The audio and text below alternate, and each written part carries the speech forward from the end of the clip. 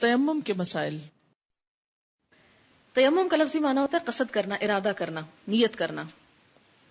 اور وضو میں تو دھویا جاتا ہے، تیمم میں دھویا نہیں جاتا، نیت کی جاتی ہے اور نیت کے ساتھ مٹی سے ہاتھ اور منہ کو پونچھ لیا جاتا ہے. اور یہ کس لیے پہنچا جاتا ہے؟ وضو ٹوٹا ہو تو وضو کرنے کے لیے، اور جنابت ہو تو جنابت دور کرنے کے لیے. لیکن کب؟ جب پانی نہ ملے. دلیل کیا ہے؟ قرآن سے. وقول اللہ تعالی، اللہ تعالیٰ کا فرمان ہے، فلم تجدوا ماء، پھر جب تم پانی نہ پاؤ، فتیمموا صعیدا طیبا، تو پاک مٹی سے تیمم کر لو. فامسحوا بوجوہکم، تو مسح کرو اپنے چہروں کا، یعنی تیمم کرو چہروں پر. وایدیکم، اور ہاتھوں پر، منہ، اس سے. یعنی تیمم پاؤں کا نہیں ہوگا، مسح نہیں ہوگا سر کا، بلکہ صرف کیا ہوگا؟ ہاتھ اور چہرہ. حدثنا عبد الله بن يوسف قال اخبرنا مالك عن عبد الرحمن بن القاسم عن ابيه عن عائشة زوج النبي صلى الله عليه وسلم قالت خرجنا مع رسول الله صلى الله عليه وسلم، ہم نکلے آپ صلی اللہ علیہ وسلم کے ساتھ، فی بعض اسفاره، آپ کے بعض سفروں میں. یعنی آپ صلی اللہ علیہ وسلم سفر کرتے ہوئے اپنی اہلیہ میں سے کسی نہ کسی کو ساتھ رکھتے تھے، تو اس موقع پہ حضرت عائشہ ساتھ تھی. حتی اذا كنا بالبیداء، یہاں تک کہ جب ہم بیداء کے مقام پر تھے، او بذات الجیش، یا ذات الجیش جگہ تھی، یہ راوی کو شک ہے. حضرت عائشہ نے بتایا تو ان کو یاد نہیں رہا کہ بیداء تھی یا ذات الجیش تھی. انقطع عقد لی، ٹوٹ گرا ایک ہار میرا ہار ٹوٹ کے گر گیا. کس کا؟ حضرت عائشہ کا. فاقام رسول اللہ صلی اللہ علیہ وسلم، تو قیام کیا یعنی ٹھہر گئے آپ صلی اللہ علیہ وسلم، علی التماسہ، یعنی اس کو ڈھونڈنے کے لیے، اس کو تلاش کرنے کے لیے. وَأَقَامَ النَّاسُ مَعَهُ، اور سب لوگ آپ کے ساتھ ٹھہر گئے. کس لیے؟ کہ بیگم صاحبہ کا ہار گم ہو گیا ہے. فَأَقَامَ رسول اللہ صلی اللہ علیہ وسلم علی التماسہ وَأَقَامَ النَّاسُ مَعَهُ وَلَيْسُوا علی مَاءٍ، اور وہاں پانی نہ تھا. فَأَتَى النَّاسُ إِلَى أَبِي بکر، لوگ حضرت ابو بکر صدیق کے پاس آئے. فقالوا، کہنے لگے، الا ترى ما صنعت عائشہ، تم دیکھ رہے ہو تمہاری بیٹی نے کیا کیا، یہ حضرت عائشہ نے کیا کر دیا، ہار کھو بیٹھی. اقامت برسول اللہ صلی اللہ علیہ وسلم والناس، آپ صلی اللہ علیہ وسلم اور سب لوگوں کو روک دیا ہے انہوں نے. دیکھیں عورت کی شان، لوگ کہتے ہیں عورت کی کوئی اہمیت نہیں، پورا لشکر روک دیا. ولیسوا علی ماء، اور حال یہ ہے کہ یہاں کوئی پانی بھی نہیں ملتا، ایسی جگہ لا روکا. ولیس معہم ماء، یعنی لیسوا علی ماء ولیس معہم ماء، نہ وہاں پانی ملتا ہے نہ ان کے ساتھ پانی ہے. یعنی سفر کی حالت میں جو پاس تھا پانی وہ بھی ختم ہو چکا ہے. فجاء ابو بکر صدیق رضی اللہ تعالیٰ عنہ آ جاتے ہیں. ورسول اللہ صلی اللہ علیہ وسلم، اس حال میں کہ نبی صلی اللہ علیہ وسلم وادع رأسہ، رکھے ہوئے ہیں اپنا سر، علی فخذی، میری ٹانگ پر یا میری ران پر یا میری گود میں، یعنی حضرت عائشہ کی گود میں. قد نام، سو رہے ہیں. فقالا، تو آپ نے فرمایا، کس نے؟ ابو بکر نے. کس کو کہا؟ اپنی بیٹی کو کہا. حبستی رسول اللہ صلی اللہ علیہ وسلم، تم نے روک رکھا ہے حضور کو، والناس، اور لوگوں کو. ولیسوا علی ماء، ان کے پاس پانی نہیں، وہ پانی پر نہیں ہے یہاں، یعنی یہاں پانی نہیں ہے. ولیس معہم ماء، ان کے پاس بھی پانی کوئی نہیں. فقالت عائشہ، تو حضرت عائشہ کہتی ہیں، فعاتبنی ابو بکر، بہت برا بھلا کہا مجھ کو حضرت ابو بکر نے، ڈانٹ ڈپٹ کی، عتاب سے بہت غصہ کیا. وقال ما شاء اللہ ان یقول، اور کہا جو اللہ نے چاہا کہتے رہے، یعنی بہت کچھ کہہ دیا مجھے. وجعل، اور شروع ہوئے، یطعنونی، کہ مجھے کچوکے لگانے لگے، بیدہی، اپنے ہاتھ سے، فی خاصرتی، میرے پہلو پر، یعنی میری کوکھ میں، یعنی کاٹنے لگے یا انگلیاں چبھونے لگے. فلا یمنعنی من التحرک، اور میں حرکت نہیں کر پا رہی تھی، اس لیے کہ الا مکان رسول اللہ صلی اللہ علیہ وسلم علی فخذی، کہ آپ صلی اللہ علیہ وسلم کا سر میری گود میں تھا. یعنی وہ صرف پہلے تو بولتے رہے، پھر اور غصہ آیا تو کچوکے لگانے لگے. فقام رسول اللہ صلی اللہ علیہ وسلم، تو اٹھے آپ صلی اللہ علیہ وسلم، ہی نہ اصبح، جب صبح اٹھے، علی غیر مائن، بغیر پانی کے. اس سفر میں انسان بہت تھک جاتا ہے. آپ صلی اللہ علیہ وسلم بھی سو گئے، پانی نہیں تھا، لوگ پریشان تھے. انہوں نے حضرت ابو بکر کو بھیجا، انہیں اور تو کچھ نہ سمجھ آئی، اپنی بیٹی کو ہی ڈانٹ ڈپٹ کر لی اور پھر چلے گئے ہوں گے. فانزل اللہ آیت التیمم، تو اللہ تعالیٰ نے تیمم کی آیت نازل فرما دی. فتیمموا، تو سب نے تیمم کیا. فقال اسید بن الحزیر، اسید بن حزیر کہتے ہیں، اور یہ آپ کا اور حضرت عائشہ کو اونٹ چلا رہے تھے، ما ہی باول برکتکم یا آل ابی بکر، اے آل ابو بکر، یہ پہلی برکت نہیں تم لوگوں کی، یعنی آپ کی وجہ سے اللہ نے ہم پہ بہت سی رحمتیں کی. قالت، کہنے لگی، فبعثنا البعیر، نماز پڑھ کے جب چلے اٹھے ہم نے اونٹ کو اٹھایا، الذی کنت علیہ، جس پہ میں بیٹھی ہوئی تھی، فاصبنا العقد تحتہ، تو ہار اس کے نیچے سے مل گئی. رواہ البخاری، اسے بخاری نے روایت کیا ہے. اب دیکھیں اللہ تعالیٰ کا تحمل اور حضور صلی اللہ علیہ وسلم کا تحمل ایک عورت کے ساتھ، جبکہ آپ ہی کے قریبی ساتھی حضرت ابو بکر کیا کر رہے ہیں. تو جب حضرت ابو بکر ایسا کر سکتے ہیں تو پھر آج کے دور کے شوہر تو بہت کچھ کر سکتے ہیں، اس لیے ان سب کو معاف کر دیجیے. جی خاوند اور باپ میں فرق ہے، یہ بھی ہے، لیکن بعض اوقات شوہر اگر کچھ کہہ دیں تو باپ بڑے جذباتی ہو جاتے ہیں. یہاں شوہر جو ہیں وہ بہت، کیونکہ اللہ کے رسول ہیں صلی اللہ علیہ وسلم، کوئی اور شوہر ہوتا تو شاید یہ معاملہ نہ کرتا کہ میری بے عزتی کرا دی تم نے اتنی مجلس، بھری مجلس میں، کہ کیسی ہے بیوی تمہاری جو اپنی چیزیں بھی سنبھال کے نہیں رکھ سکتی. اور لیکن آپ صلی اللہ علیہ وسلم مائنڈ کرنا تو دور کی بات، اتنے ریلیکس تھے کہ آرام سے سو گئے، کوئی بات نہیں. پانی نہ ملنے کی صورت میں وضو کی بجائے پاک مٹی سے تیمم کرنا چاہیے. وضو یا غسل کے لیے یا وضو اور غسل دونوں کے لیے ایک ہی تیمم کافی ہے. دونوں ہاتھ 2 مرتبہ مٹی والی جگہ پر مار کر پہلے منہ اور پھر باہم دونوں ہاتھوں پر پھیر لینے سے تیمم مکمل ہو جاتا ہے. ان عمار ابن یاسر رضی اللہ عنہ قال بعثنی النبی صلی اللہ علیہ وسلم فی حاجۃ فاجنبت فلم اجد الماء فتمرغت في الصعيد كما تمرغ الدابة ثم اتيت النبي صلى الله عليه وسلم فذكرت ذلك له فقال انما كان يكفيك ان تقول بيديك هكذا ثم ضرب بيديه الارض ضربة واحدة ثم مسح الشمال على اليمين وظاهر كفيه ووجهه متفق عليه واللفظ لمسلم. حضرت عمار بن یاسر رضی اللہ عنہ سے روایت ہے کہ مجھے نبی اکرم صلی اللہ علیہ وسلم نے ایک کام سے بھیجا. مجھے رات کو احتلام ہو گیا اور پانی نہ ملا. میں تیمم کرنے کے لیے زمین پر جانوروں کی طرح لیٹا. جب نبی صلی اللہ علیہ وسلم کے پاس واپس آیا اور اس واقعے کا ذکر کیا تو آپ نے فرمایا تجھے اپنے ہاتھ سے اس طرح کر لینا کافی تھا. پھر آپ صلی اللہ علیہ وسلم نے دونوں ہاتھ ایک مرتبہ زمین پر مارے اور دائیں ہاتھ کو بائیں ہاتھ پر مارا. اس کے بعد آپ نے ہتھیلیوں کی پشت اور منہ پر مسح کیا. کیسے؟ نمبر 1، زمین پر ایک دفعہ ہاتھ لگایا، پھر دایاں ہاتھ بائیں پہ مارا. اس سے کیا ہوا؟ مٹی جھڑ گئی فالتو. پھر ہاتھ کی پشت پر، یہ پشت ہے ہاتھ کی، اور چہرے پر ہاتھ پھیر لیا. بیماری کی وجہ سے تیمم کیا جا سکتا ہے.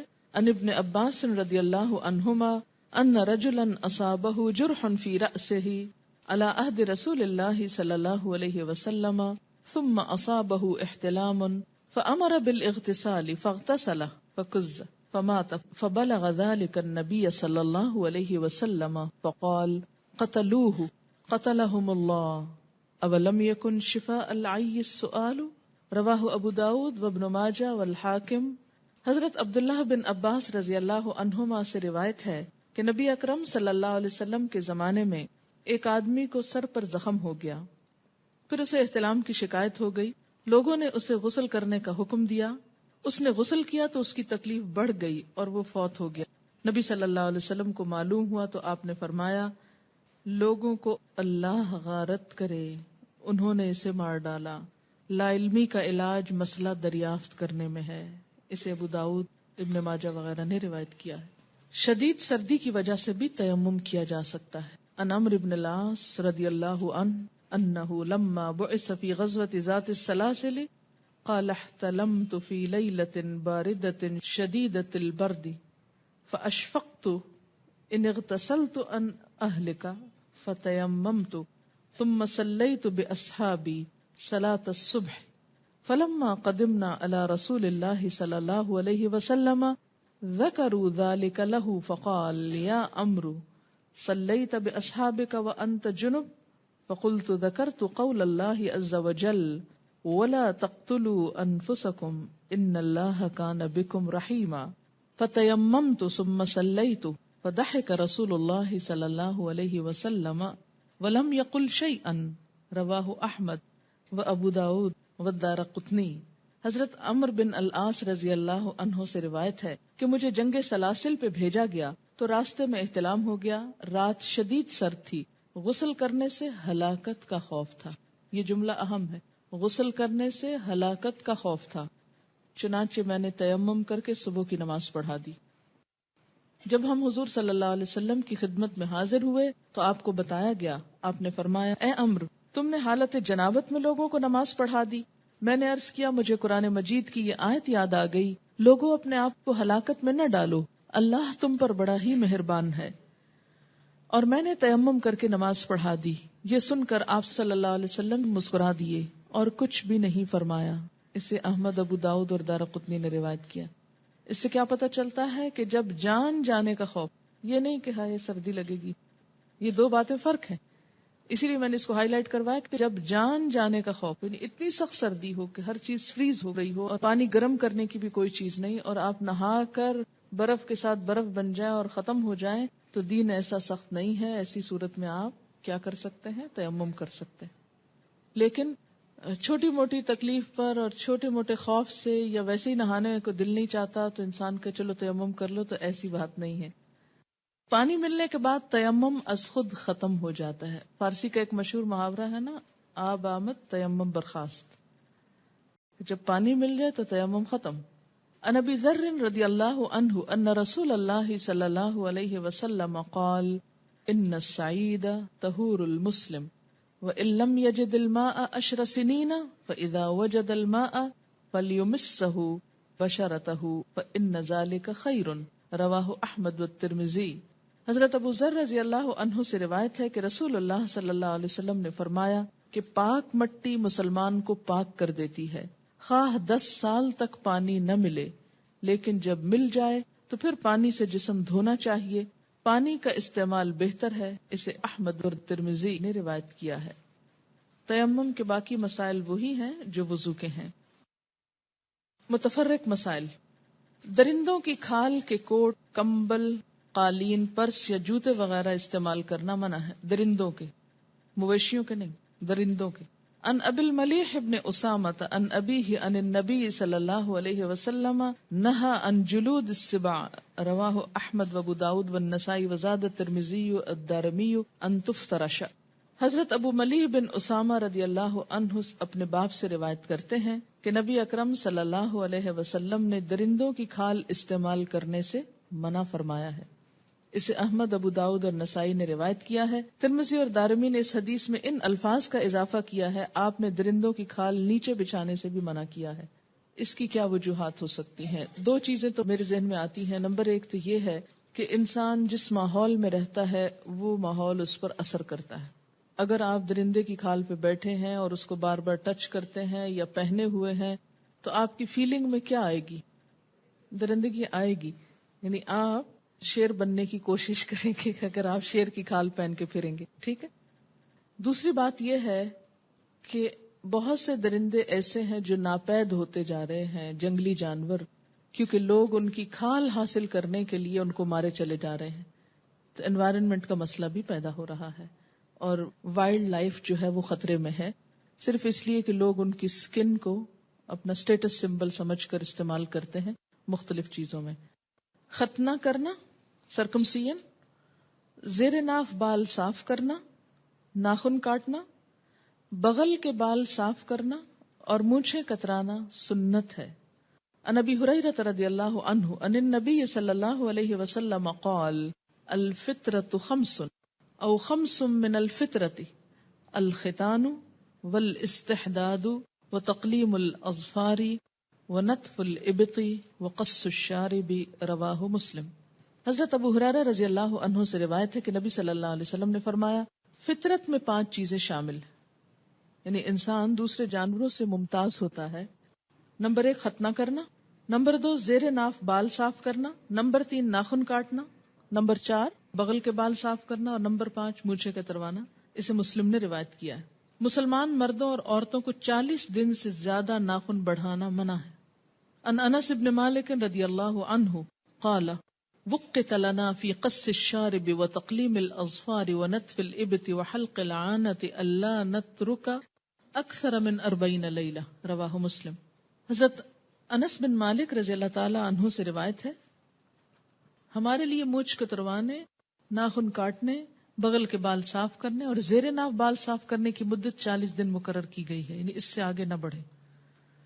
اسے مسلم نے روایت. اس کا یہ مطلب نہیں کہ اتنے دن انتظار کریں، اس کا مطلب یہ ہے کہ اس سے آگے نہیں جانا چاہیے. اور ویسے بھی صحت کے خلاف ہیں ان سب چیزوں کی خلاف ورزی. مونچھیں بڑی ہوں تو اس میں بھی جراثیم جمع ہو سکتے ہیں اور کھانے میں انسان کے اندر بھی جا سکتے ہیں. ناخنوں کے اندر بہت سے جراثیم جو ہیں وہ جمع ہوتے ہیں اگر وہ بڑھے ہوئے ہوں. اسی طرح باقی غیر ضروری بال بھی نجاست جمع کرنے کا ذریعہ بن جاتے ہیں اور طہارت کا احساس انسان کے اندر سے ختم ہونے لگتا ہے. انسان کی صحت کے لیے ضروری ہے کہ ان چیزوں کے بارے میں انسان کانشیس رہے، کنسرنڈ رہے. پرسنل کیئر اور ہائیجین میں آتی ہے یہ چیز.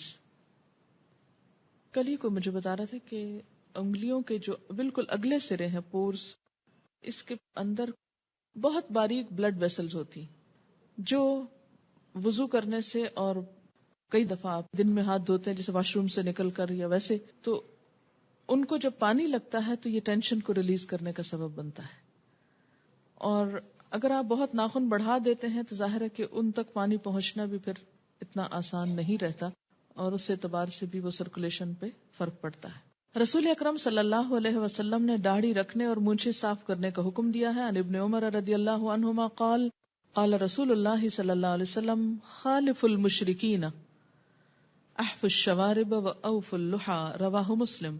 حضرت عبداللہ بن عمر رضی اللہ عنہما سے روایت ہے کہ نبی صلی اللہ علیہ وسلم نے فرمایا مشرکوں کی مخالفت کرو، داڑھی رکھو اور مونچھیں صاف کراؤ. اسے مسلم نے روایت کیا ہے. سو کر اٹھنے کے بعد 3 مرتبہ ہاتھ دھونے کے بعد کسی چیز کو ہاتھ لگانا چاہیے. یعنی اور مواقع مثلا کھانے سے پہلے ہاتھ دھونا ضروری، واش روم سے نکل کر ہاتھ دھونا ضروری، نماز میں ہاتھ دھونا ضروری، کسی بھی صاف چیز کو پکڑنے سے پہلے اگر ہاتھ پہ کوئی نجاست لگی ہے اس وقت میلے ہاتھوں کو دھونا. اور خاص طور پر یہاں ایک اور ادب سکھایا گیا کہ سو کر اٹھنے کے بعد بھی. عن ابی ہریرہ رضی اللہ عنہ ان النبی صلی اللہ علیہ وسلم قال اذا استيقظ احدكم من نومه فلا يغمس يده في الاناء حتى يغسلها 3 فانه لا يدري اين باتت يده. رواہ مسلم. حضرت ابو ہریرہ رضی اللہ عنہ سے روایت ہے کہ نبی اکرم صلی اللہ علیہ وسلم نے فرمایا کہ آدمی سو کر اٹھے تو جب تک اپنے ہاتھ 3 مرتبہ نہ دھو لے برتن میں نہ ڈالے، کیونکہ معلوم نہیں رات اس کا ہاتھ کس کس جگہ لگتا رہا. اسے مسلم نے روایت کیا ہے. مسلم کا پسینہ اور بال پاک ہیں، یعنی مثلا کھانے میں بال آٹے میں چلے جائیں یا سالن میں چلے جائیں تو وہ سالن الٹانے کی ضرورت نہیں، ناپاک نہیں ہوا، کھا سکتے ہیں، اگرچہ ایسا کرنا پھوڑ پن کی علامت ہے. عن انس بن مالک رضی اللہ عنہ ان ام سلیم رضی اللہ عنہا كانت تبسط للنبي صلی اللہ علیہ وسلم نتعا فيقيل عندها على ذلك النتع فإذا قام أخذت من عرقه وشعره فجمعته في قارورة ثم جعلته في سكة. رواه البخاری. حضرت انس بن مالک رضی اللہ عنہ سے روایت ہے کہ حضرت ام سلیم رضی اللہ عنہا رسول اللہ صلی اللہ علیہ وسلم کا بستر بچھا دیا کرتی تھی. آپ صلی اللہ علیہ وسلم اس پر دوپہر کو آرام فرمایا کرتے. جب آپ جاگتے تو ام سلیم آپ کے پسینے اور بالوں کو ایک شیشی میں جمع کر لیتی اور انہیں خوشبو میں ملا دیا کرتی. اسے بخاری نے روایت کیا ہے. نیند سے اٹھنے کے بعد ہاتھ منہ دھوئے بغیر یا وضو کیے بغیر زبانی قرآن پاک کی تلاوت کرنا، ذکر کرنا یا دعا وغیرہ مانگنا جائز ہے.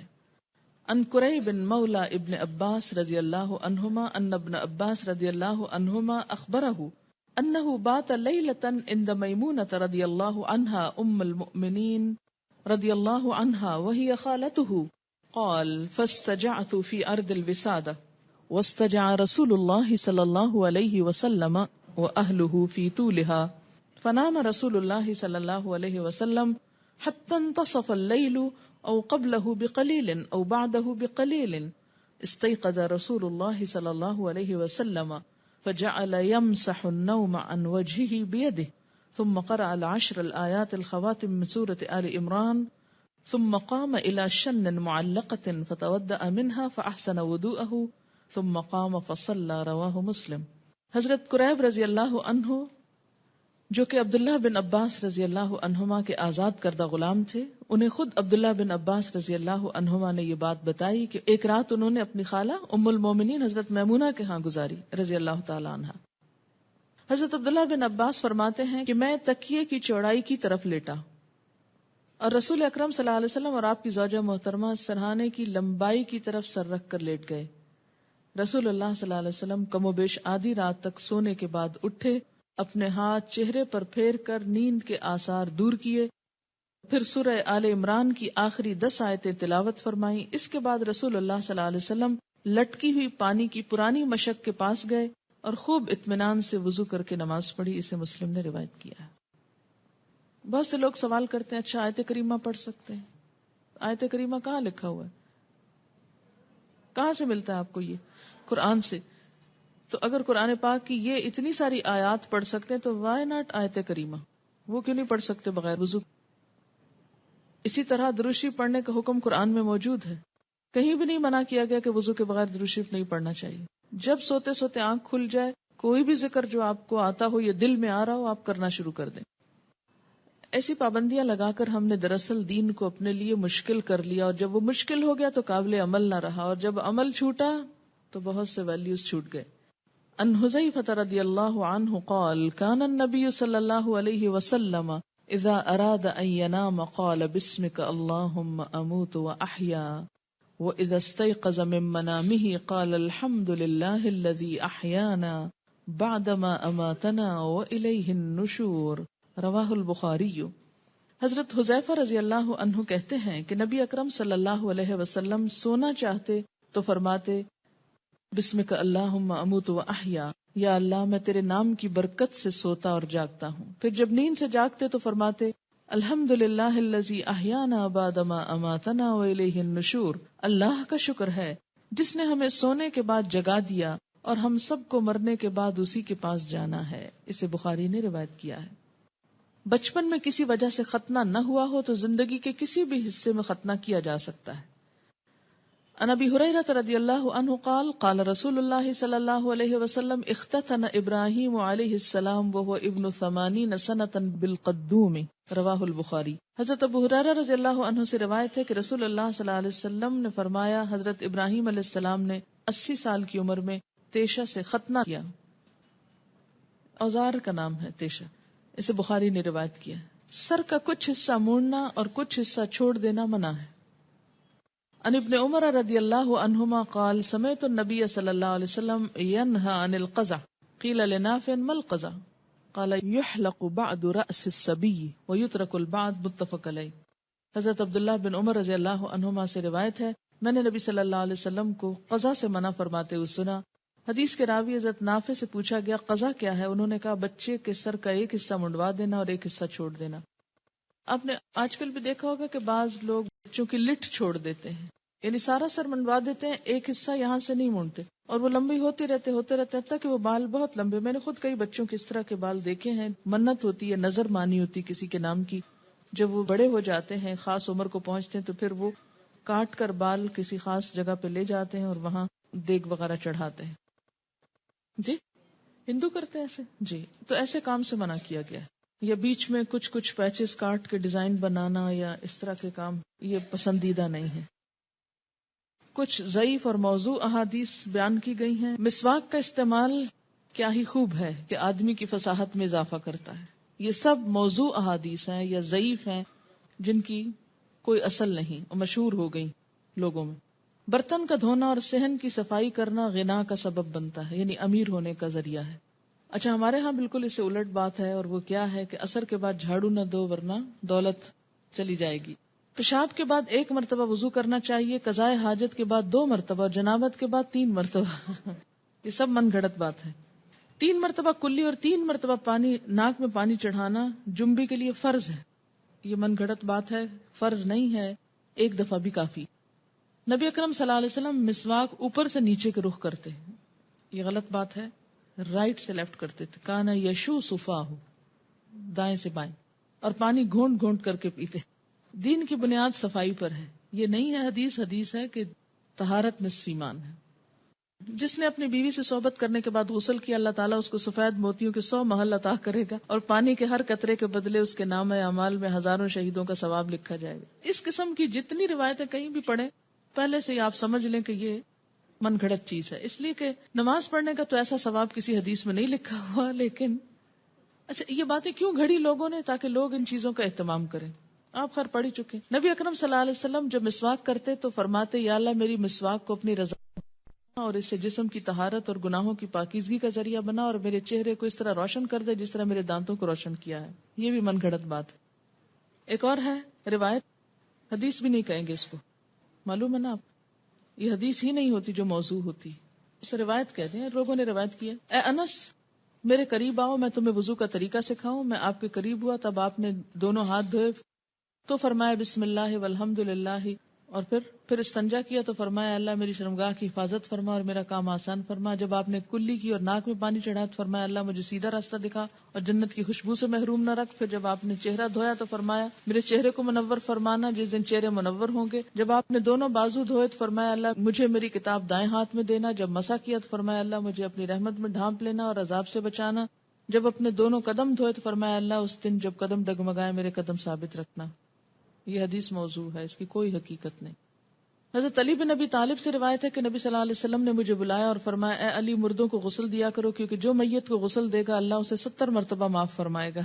اگر اس میں سے ایک مغفرت ساری دنیا میں تقسیم کر دی جائے تو سب کے لیے کافی ہو جائے گی. کیا آپ ایسی بات فرما سکتے ہیں؟ میں نے عرض کیا یا رسول اللہ صلی اللہ علیہ وسلم جو شخص میت کو غسل دے وہ کیا پڑھے؟ آپ نے فرمایا وہ غسل سے فارغ ہونے تک غفرانہ کا پڑھتا رہے. اس کی بھی کوئی حقیقت نہیں. گردن کا مسح کرنا خیانت سے بچاتا ہے، یہ بھی من گڑت بات ہے. جس کا وضو ٹوٹ جائے اور وہ وضو نہ کرے تو اس نے مجھ پر ظلم کیا، اور جس نے وضو کیا اور نماز نہ پڑھی اس نے بھی مجھ پہ ظلم کیا. یعنی اس کا آپ پہ ظلم سے کیا تعلق ہے؟ سوچنے کی بات ہے. ایسی آپ کہہ سکتے ہیں ایسی بات؟